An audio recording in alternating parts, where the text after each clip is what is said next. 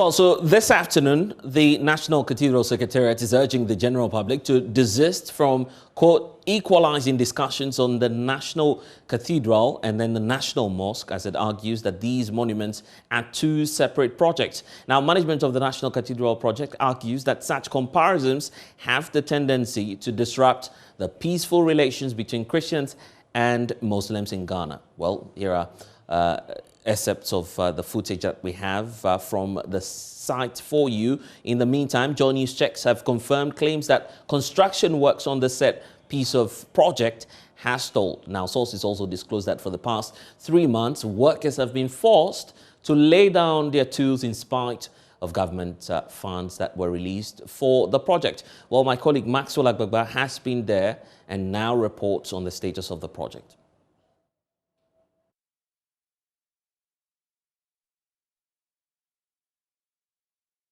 We're just some meters away from the site of the National Cathedral. Earlier, we tried from another entry point where we were denied access and directed here to the safety officer's office. But the 3 security personnel there denied us access to the place. But later, their commander came out and told us that he would have to take us to the authorities here before anyone at all could speak or answer any questions that we have for them. In fact, when he took us inside, we didn't see workers on the ground. We didn't see anyone on the ground working. In fact, we asked and we were told that for the past 3 months, no work has been going on here at the site of the National Cathedral. So for the past 3 months, no work has been going on, according to our sources here. And in fact, when we got to the compound, to the project site itself, we saw that for ourselves. I'm not Tong Member of Parliament Samuel Okudzeto Black, who has been on a campaign demanding for transparency and accountability, published some documents sometime last week saying that work here at the project site has stalled for the past 3 months. Indeed, that is what we saw, and in that letter stated that work has stalled since March. That is the situation here. I'm currently here at the Secretariat of the National Cathedral. We've been waiting here for the past 3 hours, waiting to get an interview with the Executive Director of the National Cathedral Project, Dr. Paul Opoku-Mensah. But so far we have been unsuccessful. He's been in a series of meetings. Earlier, a member of the Board of Trustees, Dr. Joyce Ayi, was in a meeting with him.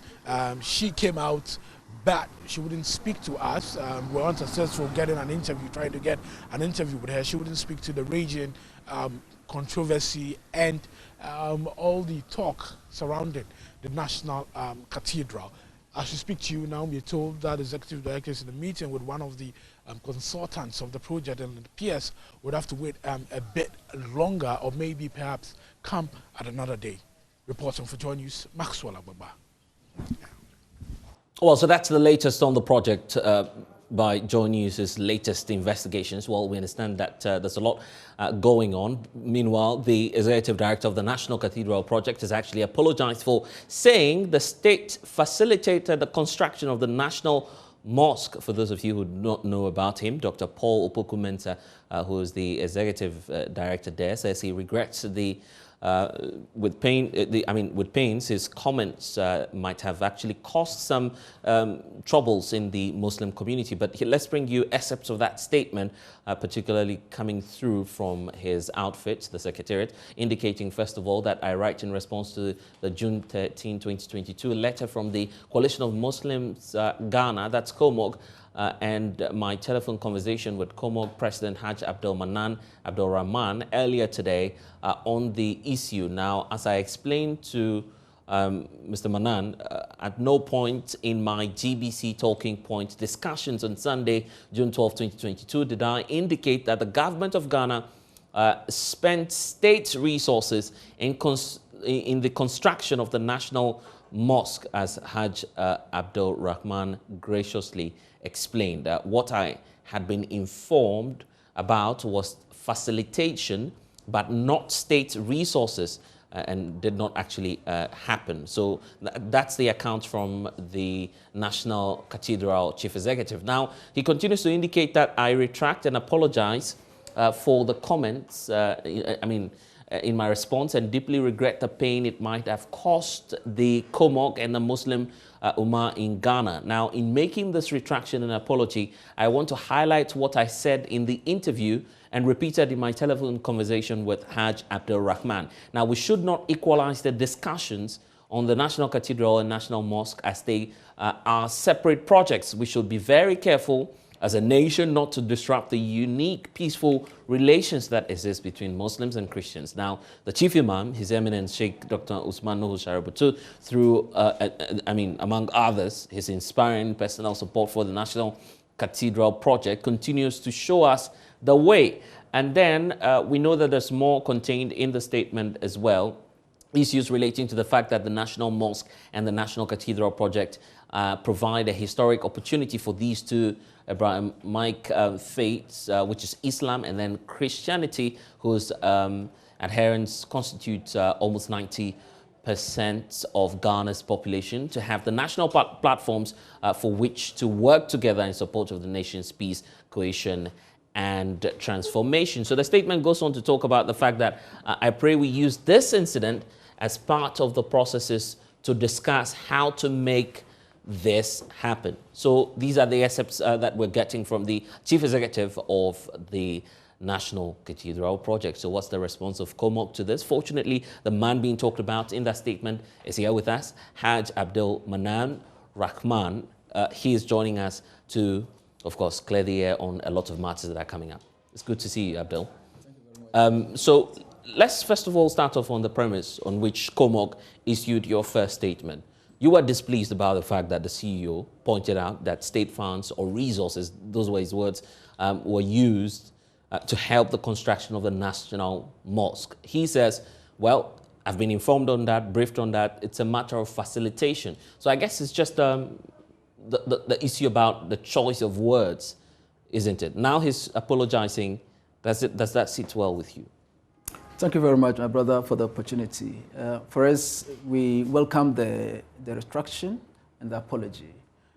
We just want the Ghanaian public to understand that the Muslim Ummah or the Muslim community is all out for peace, and we have been living with our brethren, the Christian community, all these years.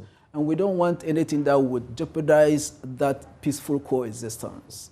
We have performed various activities using common platforms, including the recent proper human sexual rights and family value platform, etc., etc. So we don't want anything that will jeopardize that cordial relationship that the Muslims and Christians have been enjoying all this while. Our worry is that some individuals are trying very hard to sow that seed of discord between the Muslim Ummah and the Christian community. And that is what we just want the public to understand, that such individuals should be advised to desist. And when you say individuals, yes, are you referring to the CEO, for instance? Because he wasn't the first person to make such a statement. And that is why we swiftly,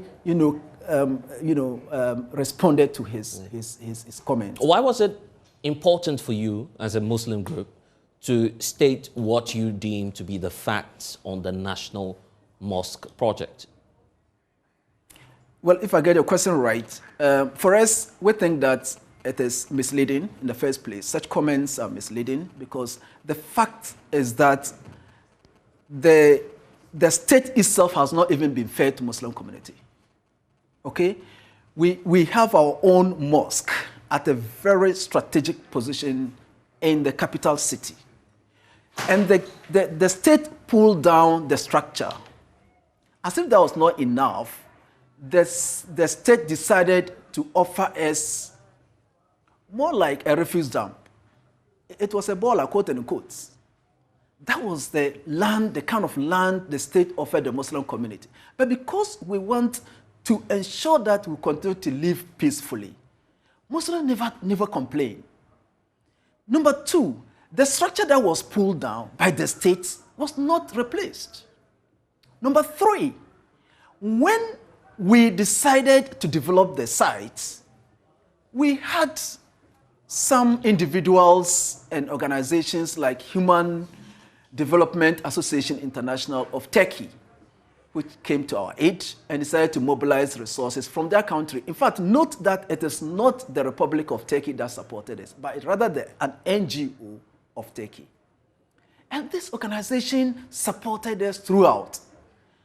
Trust me, there has not been occasion that the state facilitated, quote and unquote, I'm using his words. Right. He points out to that. Exactly. Yeah. That talks about facilitation. Exactly. Right? Even a letter.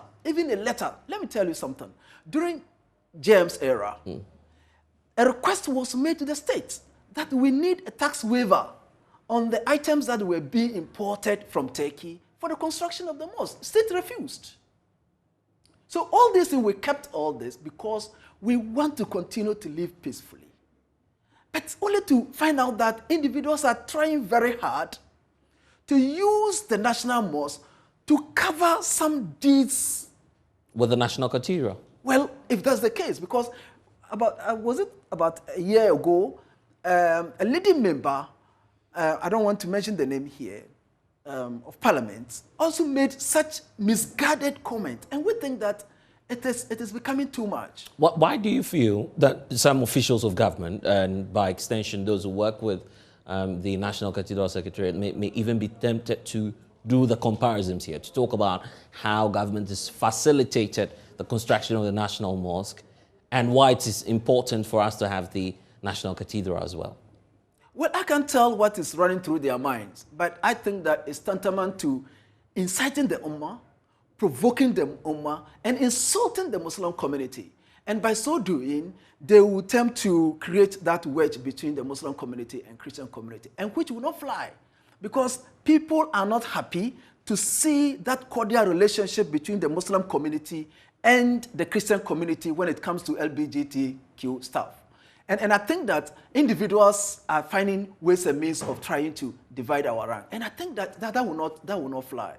And he pointed that out in the statement, talks about the fact that these are two separate projects, but then goes on to indicate clearly that Ghanaians would have to desist from comparing the projects. That settles the matter, isn't it? We think that that's fine, but all that we are saying is that should be the last time any high-profile person makes such a comparison. Why? That shouldn't happen again, because already the state has more like cheated the Ummah, the Muslim community. And I have explained. And so if we keep having all these utterances coming from leading persons of this land, it is more like provocation. And we think that must stop. Whoever that comes with such a comment, we are going to reply the person, in the equal measure. Have you been in touch, and as we're seeing in that statement, with the CEO for the project? He talks about the fact that he's spoken to you personally, he's explained a few facts to you and what it is that he is on record to have said. Have you spoken to him? Can you confirm that? And would you say that he set out the records? Yes. We spoke close to an hour, and we actually took our time to educate him. Unfortunately, he is not well informed, and I think that the position in which he is, he should be well informed before coming out to make comments like this. And that is our counseling, and which we did. We had a good conversation with him. And then we told him that, my brother, don't go there, because there was nothing like that, and which we requested and the state refused. Our own structure that the state pulled down, state never replaced that structure, and which he graciously agreed to withdraw and apologize, which we actually accept. For Cormac, what's your interest? Looking at how, the National Cathedral project has gone so far, the revelations that we're getting, that state funds are being committed to this project. From the start, government said indeed there was going to be a seed fund, but we're now looking at the figures and the sums that are coming out from some of the revelations from MPs and some other stakeholders as well. What's your take largely on these funds that we're seeing being expended on the project? Well, our position has not changed. In fact, on that talking point program, our statement was copiously read. Our position has not changed. Our position is that that project will not serve the interests of the Ghanaian public. It will seek to divide us as a people, and therefore the positions still remain. But when it comes to expenditure, etc., I think we leave that one to the parliament to do it. But we think that our position still remains the same. It's divisive? It's very divisive. What's divisive about the National Cathedral project? In fact, from the beginning, we said that you cannot use the assets that belong to the good people of the Republic, millions of dollars, and give it to a section of the public. That is uncalled for. So, but we canceled the state, we canceled the government, and they didn't listen to us. And we think that, well, we don't want to push so that it will look as though we haven't anything against our brother. No.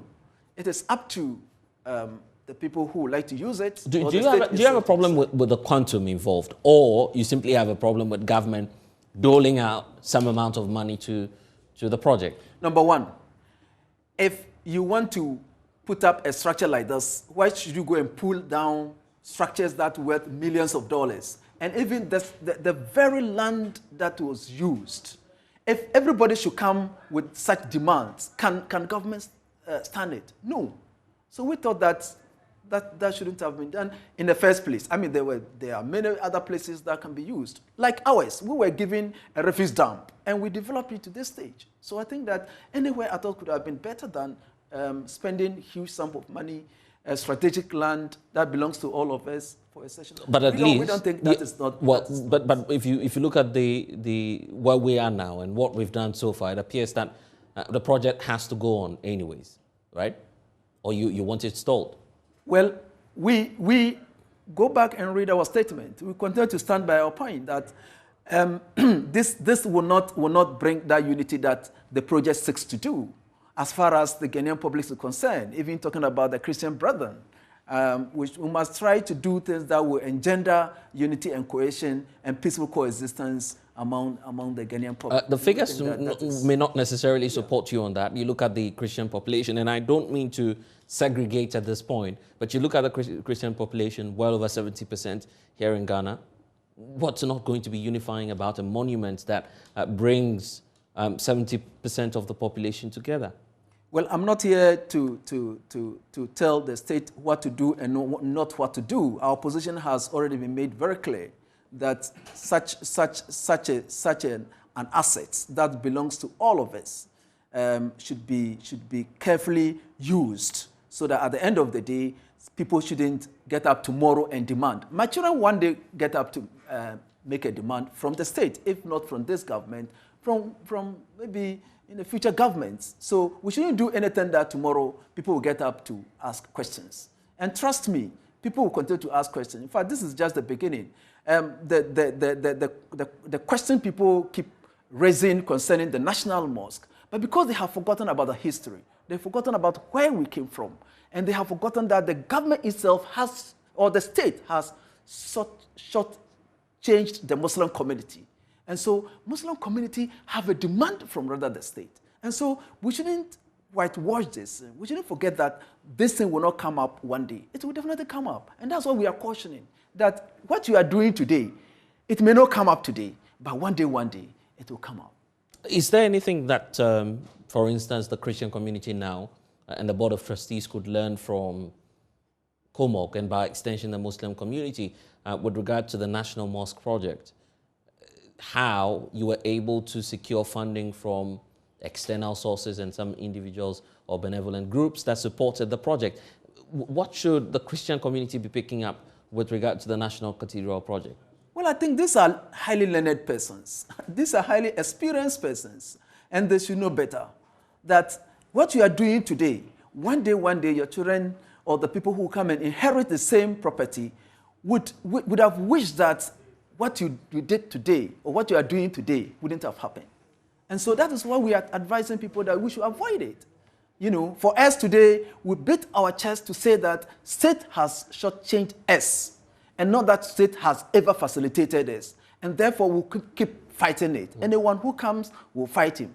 And tomorrow, if somebody stands up to criticize you about that monument or the National Cathedral, you should be able to have the courage to answer the questions. If it is not you, your offspring should be able to answer questions. And that's what we are trying to tell them that they must avoid. And nobody listening to us. Probably this will be a good time to bring back that statement, the very concluding part, which talks about uniting the Abrahamic faiths. Of course, that has been pointed out in the statement where the CEO is talking about the need for us to equally have the National Cathedral project. By doing so, the belief is you're balancing the equation. You have a national mosque, you also have a National Cathedral. That is exactly... And that's unifying That's unifying the state. state. That is the point. That is the point. They clearly. just oppose that one so that at the end of the day, someone who is not informed... But why have a problem with that, really? You see, somebody who is not informed might also think that the national mosque was constructed by the state. But it doesn't matter, does it? Well, if you want to either, quote and unquote, equalize it, then of course you should be able to encourage them to put up something on their own. And in that case, you can say that we have separate structures, we have separate institutions that will engender peaceful coexistence among the same people. But don't say so when you use one side what belongs to but I mean, what's the big deal in this? What's the big deal in this if government scores a political point out of it? It is a big deal. I must tell you that my organization was not politically created. Neither it was political by the creation of a political figure. Therefore, we say our mind. And what we are saying is that what is not today will never be right tomorrow. And so we are just advising that if it's a religious institution that you are building for future, you must be careful of questions that will come up in the future. Are you not being, hypocritical here when you know that definitely the national monument, for the Muslim community, the National Mosque was not done entirely by these NGOs, and that obviously there was some government facilitation at some point to make the project come to life. So if you're making the claim that government has absolutely no business with this, at least they facilitated the processes. Your name. Leather. Okay, my brother, that is the most annoying part. And that's why we are saying that people should desist from making such comments. And you see, what we are discussing today, we are advising our brethren that this thing will come to haunt them one day. Look, let me tell you. A letter was requested for a tax waiver from the items that were imported from Turkey for the construction of the mosque. During JM's time, it was rejected. Are you getting my point? Not even a letter. That's why we are saying that even the word facilitation shouldn't come in at all. There was zero facilitation, zero. Not even 0.1, it's zero facilitation. And we can say so. You're disputing what's on this statement from the CEO? It is zero. And we are telling him exactly what he said. That's exactly. He said that he's not aware and that he was told by the administrator. And we are saying that the administrator should come publicly to say that what he's saying, these are the facts. I'm saying that it is zero facilitation. We are challenging anyone who thinks that indeed the state supported the construction of mosque by even the state giving one block, just one block. They should come out and challenge us. And we are saying that this is why we are trying to advise that people should avoid this so that one day, people will not get up to ask questions about the construction of the cathedral. The president was when the facility was commissioned, right? No one, well, it was, we invited them as individuals and they came. And so, tomorrow, there can be some contribution coming from individuals anyway. And it's welcome. But what's the big deal? If you look at the Muslim community, the Muslim mission here in Ghana, obviously you are in to support the growth of the country. Yes. And by extension, supporting government. Yeah. So if you go amass your own resources and then put up a national mosque, as you're calling it, what's the big deal if government wants to compare that, use that project to compare, what's happening in the Christian world as well? Well, that's why you use the word, we are being hypocritical, am I right? But that is unfortunate comment too. But you see, we don't want the government to be hypocritical, okay? You agree that your mission should support government, right? that should be the aim of your religion as well. But we should be very clear where government's support came in. We are saying that government never supported the construction of them. Yes, we can have NGOs doing things to support our constituencies, our MDAs, etc., etc. But what we are saying is that we should not use whether with the word facilitation or whatever. There was nothing like that. It is rather the Muslim Ummah, the Muslim community that have something to demand from the state. That's exactly what I'm talking about. They pulled down our structure. The government didn't construct the structure. It is still on their table. They are supposed to have compensated us. And who has done that so? They have not. Even the land that was taken away from us was a prime land. A prime land today, that's the place we call Rollins Park. They've taken it from us. And they have replaced that land with a refuse dump. Find out the background of that land. And all these things we never commented. Only tomorrow, some persons to get up that government has facilitated it, government has supported it. No government, not NDC, not MPP. Right. No government has. You've spoken to the executive director for the project. Yes, what's the way forward? Is there a meeting to flesh out issues?